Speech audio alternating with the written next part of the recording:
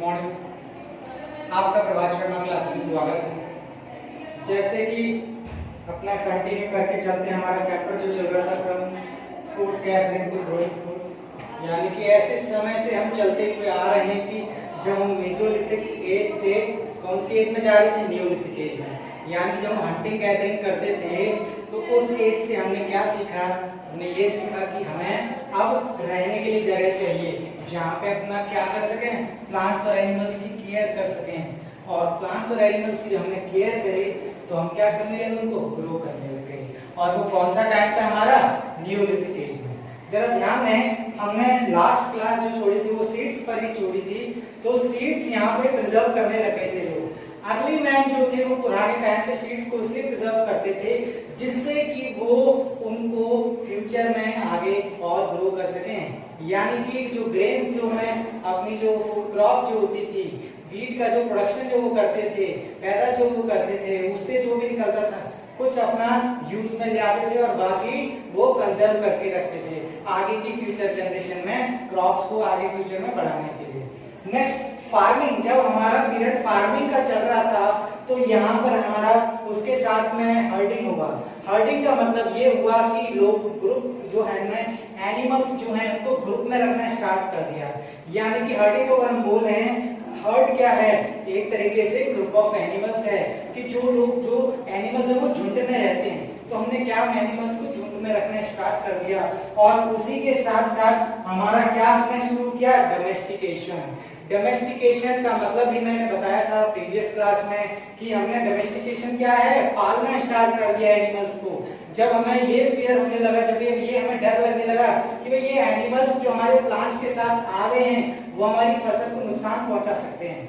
हमने जो क्रॉप उगाई है मेहनत करके, हमने उसमें इरिगेशन किया है, पानी कराया है, वाटरिंग दी है और साथ में हमने क्या है, फर्टिलाइजर डाला है, इंसेक्टिसाइड डाली है हमने क्रॉप को बड़ा करने के लिए। और सामने से बताओ जानवर हमारा नुकसान करने के लिए आ रहा है तो हमने क्या आइडिया लगाया, हमने उसका क्या किया, डोमेस्टिकेशन किया। यानी कि उसको क्या करना स्टार्ट कर दिया, पालना स्टार्ट कर दिया। और लास्ट मैंने ये भी बताया था वो सबसे पहला जानवर कौन सा था हमारा, डॉग। डॉग को हमने क्या बोला, लालच दिया, क्योंकि वाइल्ड एनिमल्स तो हमारे सारे जंगलों से ही मिलते हैं। हम उनकी उसमें खोजने लगे रहते थे बिकॉज वो हमारी क्रॉप को नुकसान कर रहे थे। हमने क्या किया, सबसे पहले क्रॉप हमने डॉग पर प्रैक्टिकल किया। हमने क्या किया, उसको लालच दे दिया, अरे बेटा तुझे पार्ले जी दे देते हैं, थोड़ा सा प्यार दिखा देते हैं कि भाई हमारे उसमें प्यार में आ जाएगा तो वो एनिमल क्या है, हमारे प्रति ईमानदार बन जाएगा, हमारे प्रति शांत हो जाएगा। जो पहले खूंखार करता था वो अब लास्ट में क्या हो गया, शांत हो गया। क्या देने से, पार्ले जी का बिस्कुट देने से, और हमने क्या किया, साथ में उसको प्यार दे दिया। तो वो चीज हमने सबसे पहला जो एनिमल जो था जो हमने पालना स्टार्ट किया था वो हमारा डॉग से स्टार्ट हुआ। दूसरा ध्यान देने वाली बात ये भी है, एनकरेज जेंटल एनिमल्स। जो एनिमल्स बहुत जल्दबाजी में रहते थे, मतलब जो खूंखार, जो किसी भी एक्टिविटी को समझने से पहले अपना गुस्सा दिखा देते थे, घुर्रा देते थे, यानी कि घुर्राने वाले एनिमल्स को ही सबसे पहले हमने क्या है, पालना स्टार्ट किया। वो प्रैक्टिकल हमने इस पे अप्लाई किया, डॉग पर अप्लाई किया। उसके साथ साथ जैसे हमारा समय बीतता गया, टाइम निकलता गया, हमने और एनिमल्स को भी पालना स्टार्ट कर दिया। अब वो कौन से एनिमल्स थे, जैसे शीप, भेड़। भेड़ को हमने पालना स्टार्ट कर दिया और भेड़ से हमें क्या मिलती है, कॉटन, वूल मिलती है हमें। तो वूल से हमने क्या स्टार्ट कर दिया, भेड़ को पालना स्टार्ट कर दिया। गोट, बकरी, उससे हमें क्या मिलता है, मिल्क, तो मिल्क हमने यूज कर दिया। और आगे भी कैटल, पिग्स वगैरह, इन सब से हमें मांस वगैरह मिलने लग गया। और ये सभी ध्यान देने वाली बात है, ये सब किसमें रहते हैं, ये झुंड में रहते हैं। और उसी झुंड वाले वर्ड को हमने क्या लिखा है यहाँ पे, हर्ड, यानी कि group of animals which live in at one place is called herds. ठीक, नेक्स्ट ध्यान देने वाली बात ये है, people protected grass from wild animals like predators. जो ऐसे एनिमल्स थे, खूंखार जानवर थे, जो ग्रास को, हमारे जो प्लांट्स जो हमने उगाए हुए थे उनको बचाने के लिए, क्योंकि वो हमारे लिए खा जाते थे। और वो हमने प्लांट्स हमने किसके लिए उगाए थे, खुद खाने के लिए। तो उनसे बचाने के लिए भी तो हमें कुछ करना पड़ेगा। हमने क्या किया, डोमेस्टिकेशन स्टार्ट कर दिया। Next, those animals which are, अब डोमेस्टिकेशन हमने पालना तो स्टार्ट किया, हमने एक प्रोविजन बनाया, हमने एक रूल बनाया। वो क्या रूल बनाया हमने, वो ये रूल बनाया कि एनिमल को सबसे पहले देखना है उसको कोई बीमारी तो नहीं है, बिकॉज बीमारी अगर एनिमल को होगी तो उससे क्या है, वो बीमारी ह्यूमन बींग्स को भी तो फैल सकती है। For example swine flu, bird flu, ये सारी बीमारियां हमें एनिमल से तो मिली, तो हमें पालने से पहले एनिमल को ये देखना चाहिए था क्या वो एनिमल उस बीमारी से है जो फिट रहता था, जिसमें कोई भी बीमारी नहीं होती थी, हम उसको क्या है चूज कर लेते थे पालने के लिए। ओके स्टूडेंट्स, हम ध्यान देते हैं अपना भाई सीड्स की तरफ लौट के आ जाते हैं।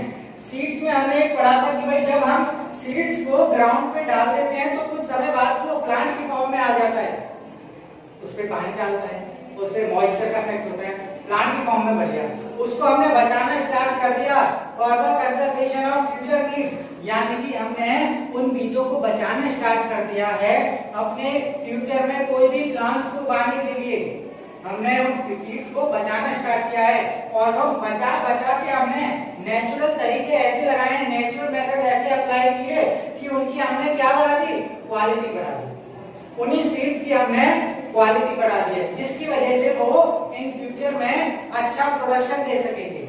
किसके लिए, जब हमारा प्लांट उगेगा।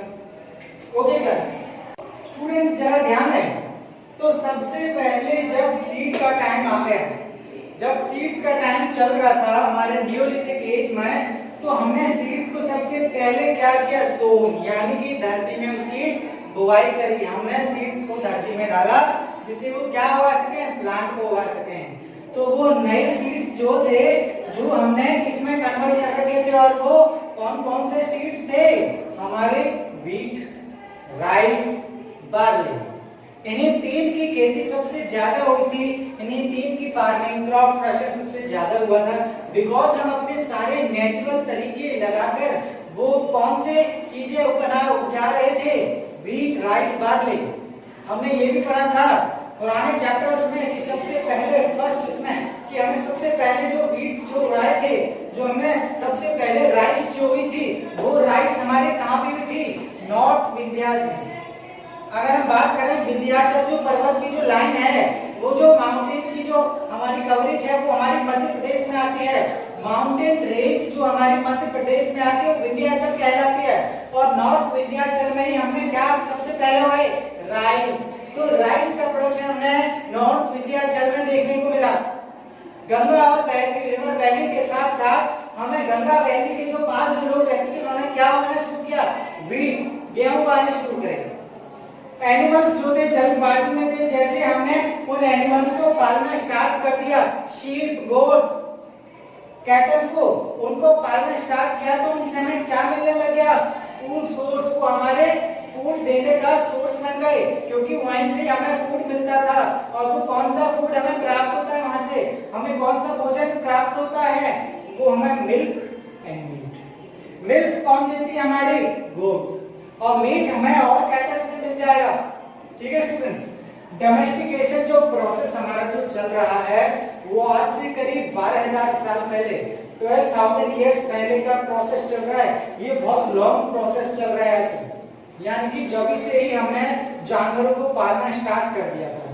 ये प्रोसेस लॉन्ग हमारे टाइम ड्यूरेशन से लेके बनाए, बिकॉज ये जब हमारी 12,000 इयर्स पहले, यानी कि आज के 2,000 साल और पीछे के 10,000 साल ऐड करते हैं, क्योंकि न्यूलिथिक पीरियड जो हमारा 10,000 इयर्स का चल रहा है, तो वहां से लेके प्लस 2,000 साल के, तो हमने पुराने 12,000 सालों से क्या है, उनको डोमेस्टिकेशन करना स्टार्ट कर दिया। किनको, एनिमल्स को। और उन एनिमल्स में कौन से आते थे, हमारे शीप, गोट, कैटल, इनका हमने पालना स्टार्ट कर दिया। ओके स्टूडेंट, अब फिर धीरे धीरे हमने फार्मिंग किया, फार्मिंग से हर्डिंग पे आए, एनिमल्स को ग्रुप में करना स्टार्ट कर दिया, डालना ग्रुप में एनिमल्स को, और उसके बाद हमने क्या कर दिया, डोमेस्टिकेशन कर दिया, एनिमल्स का क्या कर दिया, डोमेस्टिक। इस डायग्राम से हम समझते हैं कि हमारा जो अभी तक जो ह्यूमन प्रोग्रेस जो हुई है, हमारा एग्रीकल्चर का जो करने का तरीका जो हुआ वो इस डायग्राम से हम समझते हैं। तो सबसे पहले फार्मर्स ने हर्डिंग का काम किया, क्योंकि फार्मर्स क्या चाहते थे, उन्हें एग्रीकल्चर करना है। एग्रीकल्चर से उन्होंने क्या किया, क्रॉप्स को बढ़ाना स्टार्ट किया, क्रॉप्स को ग्रो करना स्टार्ट किया। तो क्रॉप्स किस फॉर्म में गिरे? ग्रेन्स की फॉर्म में, अनाज की फॉर्म में। और अनाज हमारे कौन कौन से आते थे? Wheat, rice, barley. उन्होंने उनको स्टोर करना सीखा, यानी कि फ्यूचर नीड्स में, फ्यूचर में अगर हमें कोई क्रॉप उगानी है तो ऑलरेडी उन सीड्स को स्टोर करना सीख लिया फार्मर ने। और जब ये काम जब वो देखभाल कर रहे थे जहाँ पर वो रह रहे हैं, यानी कि उनमें एक आइडिया आया, समझ में बात आई कि जब वो प्लांट्स की देख रेख कर रहे हैं, एनिमल्स को पाल रहे हैं, क्यों ना वो यहाँ पे रह लें। तो रहने का आइडिया भी उसी टाइम पर आया था। कौन सी एज में? न्यूलिथिक एज में। ध्यान देने वाली बात ये, हर्डर्स का जब उन्होंने बन गए फार्मर से, वो हर्डर्स भी बन गए, यानी कि उन्होंने एनिमल्स को ग्रुप में रखना स्टार्ट कर दिया। और उस ग्रुप में रखकर उन्होंने क्या प्रोसेस स्टार्ट कर दिया? डोमेस्टिकेशन प्रोसेस स्टार्ट कर दिया। डोमेस्टिकेशन प्रोसेस में उन्होंने क्या रखे? एनिमल्स रखे। उनसे क्या किया? उनको स्टोर किया। स्टोर करके उन्होंने रेयरिंग का भी काम किया। रेयरिंग से उन्हें क्या मिलता था? Milk and meat. ठीक, मिल्क एंड मीट में मिलता था। अब जब जगह पे सवाल ये आता है, जब वो अपना ठिकाना ढूंढ रहे थे रहने का, तो उन्होंने कस्टम्स एंड प्रैक्टिसेस भी एस्टैब्लिश कर दी, यानी कि अपने रहने के रीति रिवाज, अपने जो भी रूल्स एंड रेगुलेशंस जो होते थे वहां पे रहन सहन के तरीके, कल्चर, वो सारा उन्होंने डेवलप कर लिया। कौन से पीरियड में? न्यूलिथिक पीरियड में। दूसरी बात यह आती है कि जहां पे वो रह रहे थे वहां की हमें क्या देखने को मिलती है?